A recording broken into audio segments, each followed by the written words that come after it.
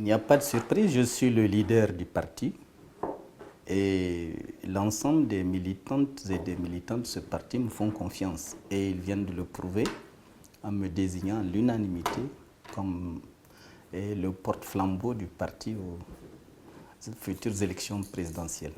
Donc j'en suis très fier puisque je sais dans quelles conditions ils ont eu à organiser ce congrès malgré toute la persécution et les mesures vexatoires dont ils ont été l'objet. Ils sont allés jusqu'au bout et ils m'ont désigné. Quand on empêche à un parti d'accéder aux salles publiques et d'obliger ce parti à aller organiser son congrès en brousse, on ne peut pas parler de mesures vexatoires plus grandes que celles-là.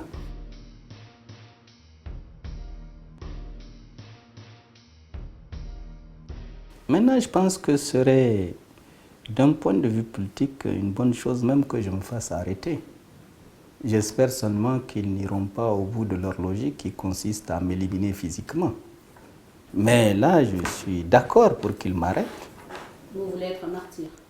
Bon, je ne veux pas être un martyr. Ce n'est jamais plaisant d'être un martyr, mais si l'adversaire choisit de faire de vous un martyr, ça peut contribuer à booster la campagne électorale.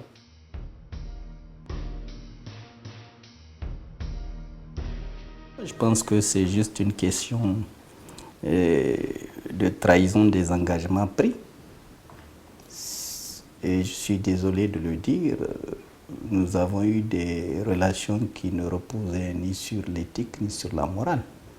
J'avais cru de bonne foi qu'un engagement par serment coranique nous obligeait tous à respecter une certaine discipline, mais je me suis trompé par le fait que, de manière tout à fait manifeste, l'intention était de disloquer mon parti et de l'affaiblir au maximum.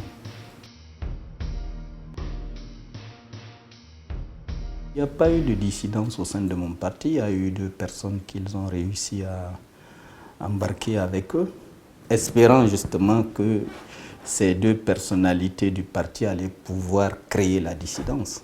Mais c'est oublier que le parti a été créé dans la difficulté, qu'elle sait se battre pour faire face aux épreuves de ce genre.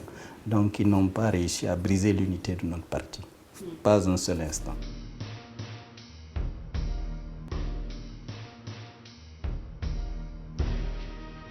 Jusqu'à présent, les déclarations et les prises de position du Front ont été toujours prises de manière consensuelle. Et dans les déclarations publiques du Front, en tout cas, nous n'avons jamais opté pour le boycott. Je pense que l'intention des partis politiques du Front, en tout cas, est de créer les conditions pour qu'il y ait des élections libres, transparentes et inclusives.